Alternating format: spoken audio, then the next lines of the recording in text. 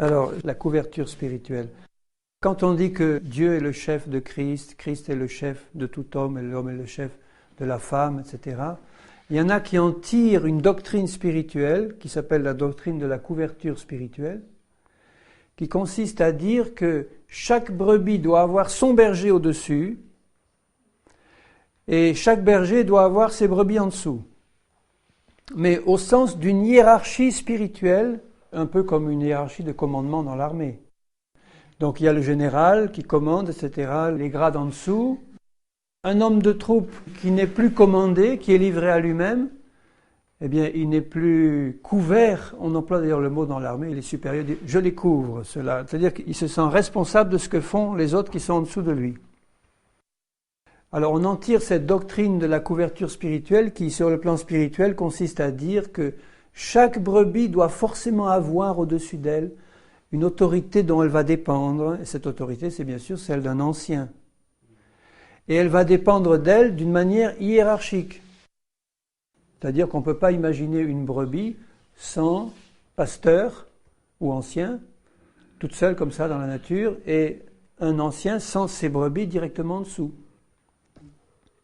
Et que si une brebis était en position solitaire, elle n'était plus couverte spirituellement par ce manteau protecteur de l'ancien qui est au-dessus, à ce moment-là, cette doctrine dit, cette brebis-là est en danger, elle peut même être perdue, parce qu'elle n'a pas cette couverture spirituelle qui la protège, la couverture spirituelle de l'ancien qui est au-dessus, du pasteur, du berger, enfin appelez-le comme ça.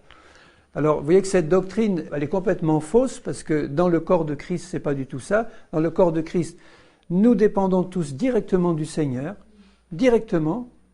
La tête est reliée à toutes les cellules directement, et c'est l'ensemble des cellules qui est couverte par le Seigneur et par son sang. Notre couverture, c'est le sang de Christ. C'est l'Esprit du Seigneur qui repose sur nous et qui nous remplit. Et c'est la tête qui est directement en rapport avec chaque cellule du corps. Et les anciens ne sont là, eux-mêmes étant cellules du corps. Un ancien, c'est une cellule comme les autres.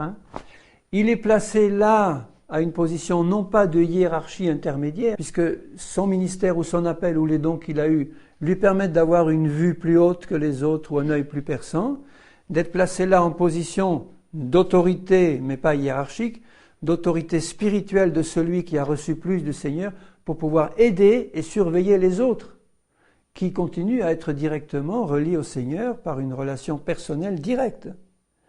Donc, si ça se passe comme le Seigneur le veut, un frère ou une sœur dans le corps de Christ, étant directement liés au Seigneur, s'ils sont spirituels et s'ils font les choses comme Dieu le veut, il va pouvoir exercer les dons et répondre à l'appel que le Seigneur lui a adressé personnellement, du plus petit au plus grand. Un exemple qu'on connaît bien, c'est celui de Paul au moment de sa conversion.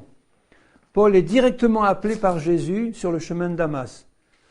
Et Paul est amené à Damas, et là, le Seigneur parle à un petit chrétien de rien du tout, qui s'appelait Ananias, dont on n'a jamais entendu parler après.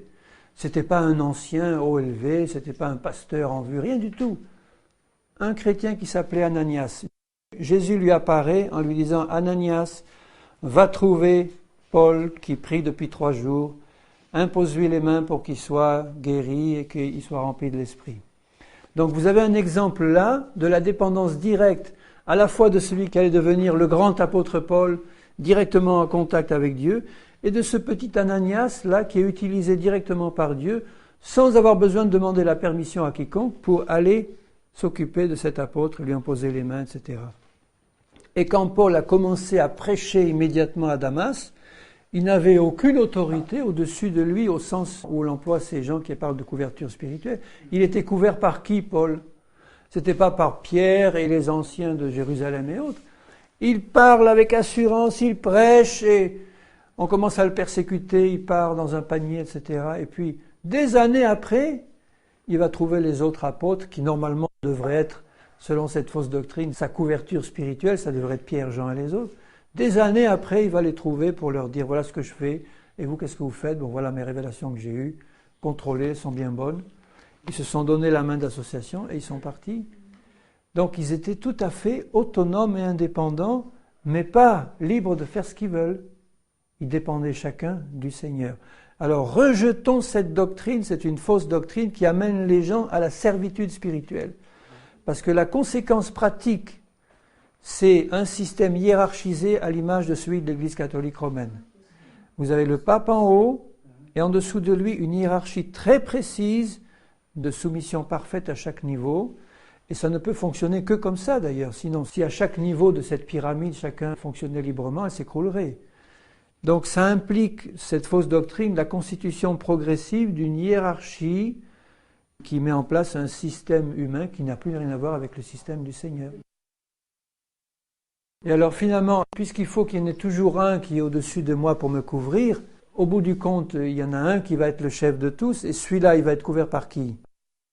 Alors ça aboutit soit à la constitution d'une hiérarchie où tu as le sommet qui lui va dépendre directement du Seigneur, comme je le connais dans certaines sectes chrétiennes. Il a dit, bon, celui-là c'est loin de l'Éternel, il a la pensée du Seigneur et nous, on suit.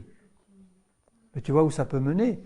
Moi j'avais posé la question à l'un de ses suiveurs qui avait une position importante, je lui ai dit, mais toi mon frère, si ton chef, là, ton grand pasteur auquel tu es soumis comme ça, corps et âme, s'il commence à dérailler, qu'est-ce que tu vas faire ?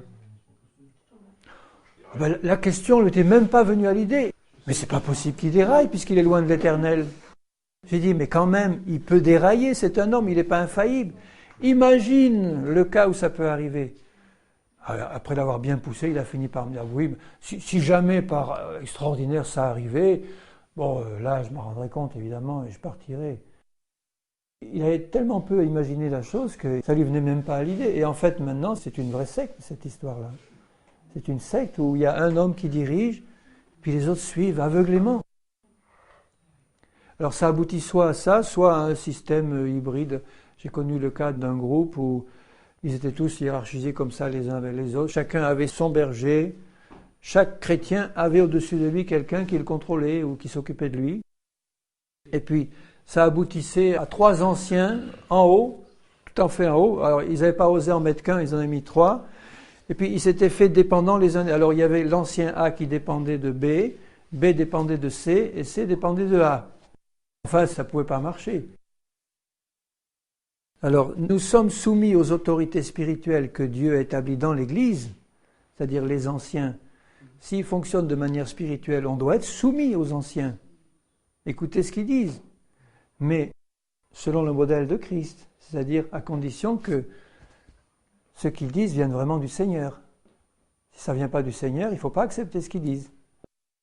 Ne nous mettons pas bêtement sous une autorité spirituelle que le Seigneur ne veut pas. Mais gardons l'esprit soumis.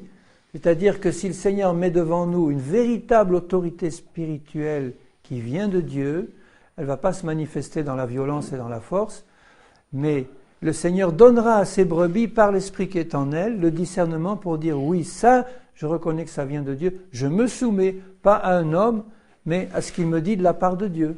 C'est tout à fait différent. Et cet homme-là ne sera jamais un dominateur, jamais. Il ne faut jamais considérer que ce que dit quelqu'un est parole d'évangile. Quelle que soit notre position, et le maximum de la soumission, c'est au Seigneur. Donc, mon attitude de cœur, ça va être l'humilité, la soumission, mais je vais soigneusement contrôler ce qu'on me dit. Sans me rebeller, sans me révolter, mais dire non, ça ne vient pas de Dieu. Alléluia. Seigneur, ma prière, c'est que tu nous donnes à tous des idées vraiment claires, Seigneur. Il y a des points qui sont souvent difficiles à comprendre, mais Seigneur, je compte sur ton esprit pour que tu nous donnes à tous des idées claires, que tu nous dégages de tous les pièges de l'ennemi. Des fausses attitudes, Seigneur, des mensonges où l'ennemi nous a placés bien souvent. Et ma prière, Seigneur, c'est que cette merveilleuse liberté que tu nous as donnée en Christ, tu la manifestes au milieu de nous. Mais dans la soumission et le respect à ta parole et à ton Saint-Esprit. Seigneur, fais-nous pleinement rentrer dans les appels, les dons, les positions que tu as prévues pour nous dans le corps de Christ, Seigneur, et donne-nous d'être remplis de l'Esprit de Christ. Nous tous, Seigneur, qui sommes devant toi, que nous soyons pleins de l'Esprit de Christ pour te glorifier. Au nom de Jésus, je t'en remercie, Seigneur. Amen.